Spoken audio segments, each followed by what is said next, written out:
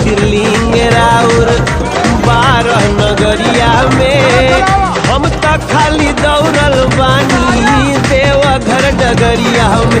अरे अमृत के कुआं खनवले बानी जी ये बाबा, अमृत के कुआं खनवले बानी जी। तनिका एड्रेस दे दह दादा, कौने कौने नगरी आजा बनवले बानी जी। तनिका एड्रेस दे दी दादा, कौने कौने नगरी आजा बनवले